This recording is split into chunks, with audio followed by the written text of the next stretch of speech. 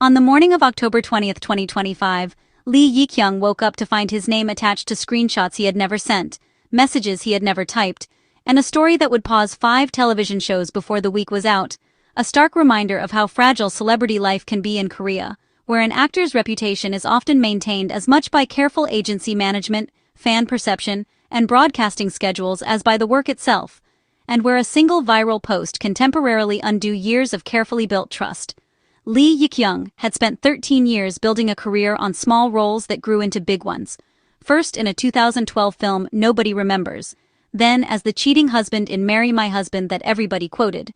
then as the regular cast member on Hang Out With You, one of Korea's most watched variety programs, who always said "Gwenchana" with a smile that made people believe everything was fine, and by October 2025, he had 5 active programs, a Baeksang nomination, a recognition that marks an actor among the industry's elite, and a reputation for staying out of headlines until one Tuesday when a Naver blog post changed all of that in the space of a single scroll, illustrating how even consistency, professionalism, and agency oversight offer little protection when perception, rumor, and social media momentum collide. The post appeared on Naver under the name A 28-year-old woman who said she lived in Germany and had taught herself Korean for 8 years without ever taking a class or owning a textbook, and she claimed that Lee Yi-kyung had been sending her explicit Kakao Talk messages and Instagram DMs for months, demanding photographs, using language that made readers stop mid-scroll, and she included screenshots that looked disturbingly real enough to convince thousands of people within the first hour that the actor they had watched on Sunday nights was someone entirely different in private, demonstrating not only the persuasive power of digital fabrication, but also the vulnerability of Korean celebrities who operate in a system where fan loyalty and social scrutiny are tightly interwoven, and where the line between admiration and obsession can blur into false narratives.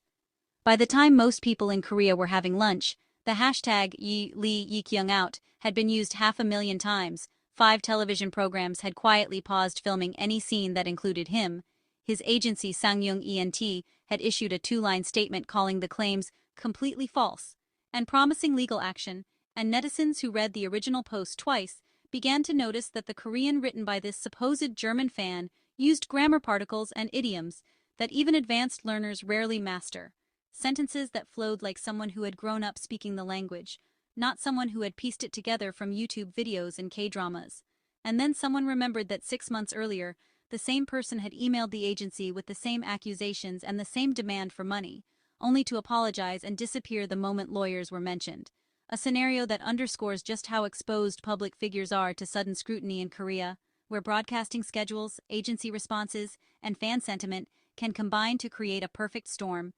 and where even a small misstep or unverified claim can be amplified across platforms in minutes. 2 days later, on the afternoon of October 22nd, the same account that had started the fire posted again, this time with a confession that began with the words, "It started as a joke," and went on to explain that every screenshot had been generated by AI, every message written by her, every detail invented because she had admired the actor from afar, and then let the admiration turn into something darker, something she believed herself until the moment the internet believed it too. And she ended the post with an apology, a promise to take responsibility. And then she deleted the blog, deactivated her accounts, and left the story hanging in the air like smoke after a fire that never actually burned the house down, highlighting not only the fragility of celebrity life, but also the peculiar pressures of the Korean entertainment industry, where agencies must act quickly to protect talent, broadcasters pause production to prevent fallout, and fans both support and scrutinize the figures they admire.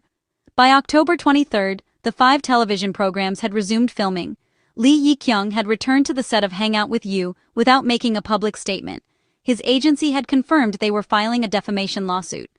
The accuser had briefly reactivated social media to say she had never been paid or threatened, and then vanished again, and the entire incident had lasted less than 72 hours from the first post to the final apology, leaving behind only the question of how easily a life built over 13 years can be paused by a stranger with a laptop and an idea. A testament to the precariousness of fame in Korea, where a single rumor can overshadow years of work, where agency strategy, fan networks, and public perception are constantly in play, and where the smallest digital spark can ignite a storm that tests both professional and personal resilience.